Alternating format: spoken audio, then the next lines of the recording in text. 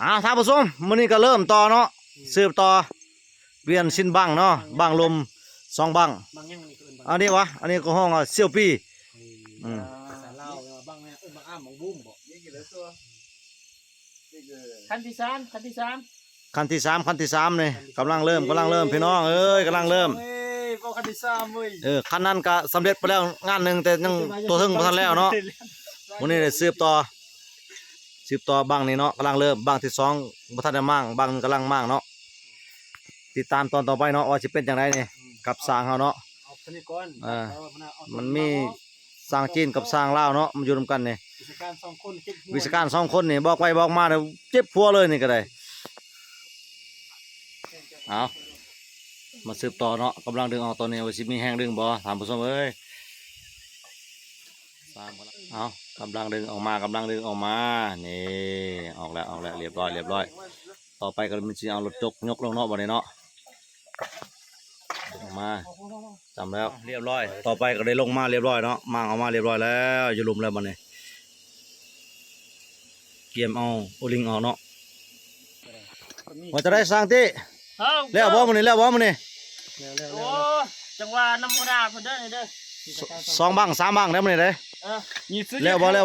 แค่ว่าจีเอาสร้างที่เพิ่นกำลังเอากระแจใส่เตรียมมั่งจะสักกระแจหันเนาะมั่งน็อตออกเนาะสิเปลี่ยนอูริ่งใหม่เนาะอูริ่งตัวมันบอดี้แล้วพอแล้วต่อไปสิมีการมั่งไปเบิ่งกันว่าสิเป็นจังไดขออีกเด้อ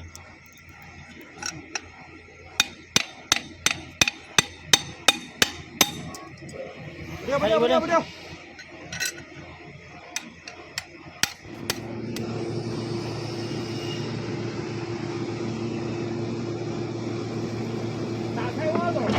โอเคต้องสร้างเพิ่นบ้างตัวนี้เพิ่นมั่งแล้วเรียบเนาะบ้างตัวนี้ต่อไปเป็นบ้างที่2กำลังสิเอาลงนี่สร้างพรกับสร้างที่บริการมื้อนี้นะ2สร้างให้บริการไปตรงรถผู้ใดมีปัญหาเปลี่ยนสินบ้างโทรติดต่อเพิ่นได้เด้อทางช่องเพิ่นเองนี่รถติดต่อมาทางช่องเพิ่นเลยตีเบาเล่าเด้อกำลังประกอบทุกคนต้องประกอบชิ้น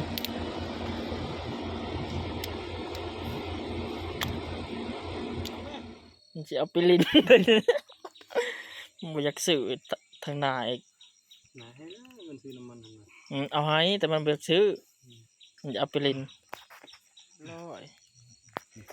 เสร็จไปอีก1ยัง2เขาก็ย่านเท่านึงปกติงานคือกันของเนี่ยมันตัวนี้มันยืดไปยังไง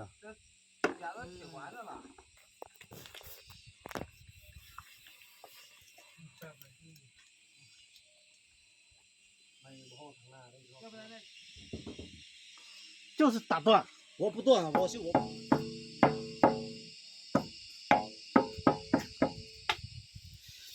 คายน็อตออกไอ้น้อนี่ทุกคนสร้างที่เพิ่นบริการซ่อมแป้งรถจกเนาะทุกชนิดใหญ่น้อยเพิ่นบุติเพิ่นแป้งได้หมดขอเพียงแต่ราคาดีให้มาเนาะเพิ่นจัดให้เลยเพิ่นจัดไปแล้ว1คันแล้วเนาะคันนี้ก็แล้วเนาะคันนั้นแม่นเปลี่ยนต่อสวิงเนาะมันเบรกบอดี้แล้วอันนี้เพิ่นจัดการให้แล้วเรียบร้อยแล้ว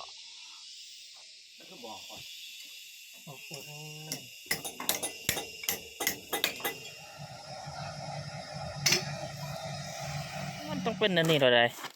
สร้างนี่นั่นนี่ได้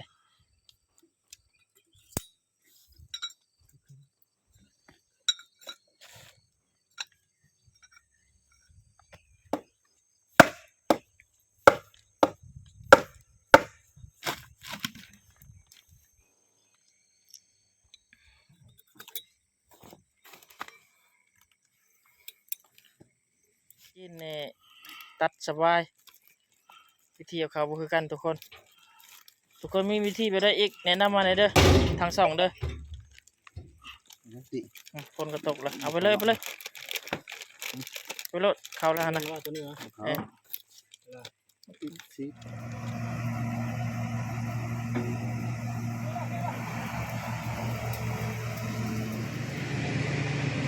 3 บังคน3 บัง 3 บัง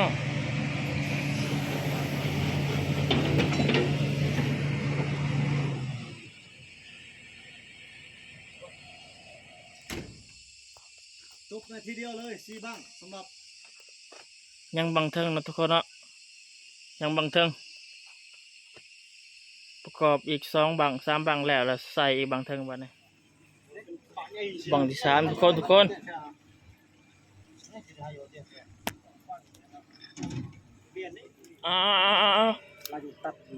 แล้วอยู่ที่มื้อนี้นะแล้วอยู่ที่ ตัดกับเส้นเขาง่ายพอเลยแต่ว่ามันพุ่งปุ๊บเขาเวลาซุปมันเด็ดขึ้นมันน่าซุปนะเป็นยัง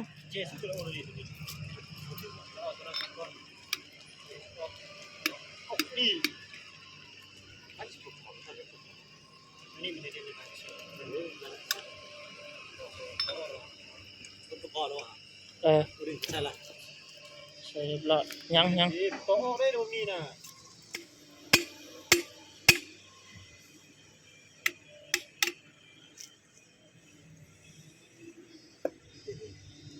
ก็เลย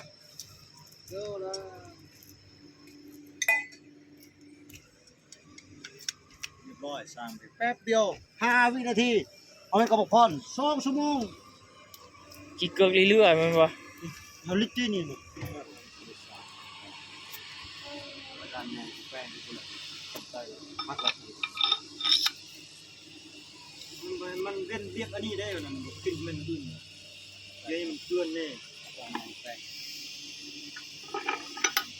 เดี๋ยวนี่นะเดี๋ยวดีใส่แล้วนะ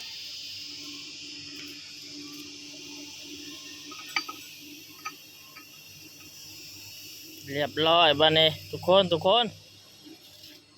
เอ้ยสับไปโซ่ โอเค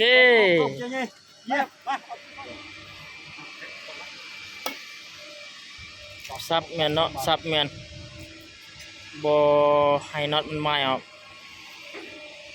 เอ้ย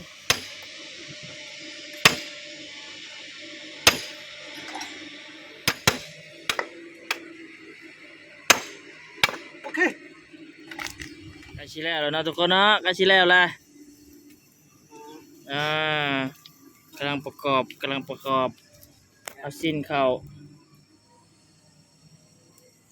นี่เราก็รอดสั่งว่ะ โอ้โห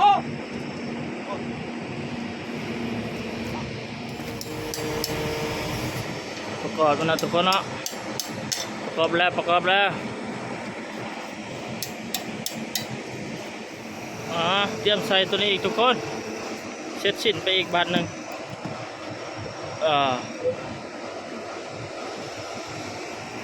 แล้วเรียบร้อยเนาะ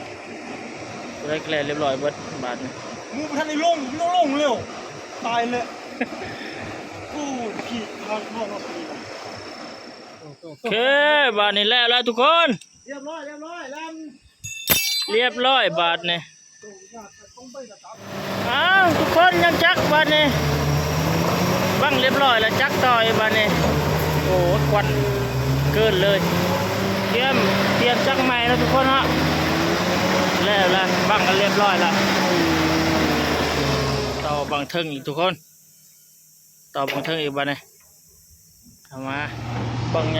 ทุกคนเชื่อมีแน่แฉข่าวอ่ะจ้ะ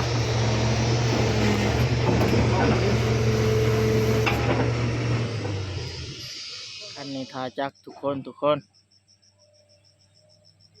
เรียบร้อยคันนี้ออกเวียกได้เลยเอาเวียกได้แล้วคันนี้ก็ออกเวียกได้แล้วเสร็จเวียกเลยให้เวียกอะไรทุกคน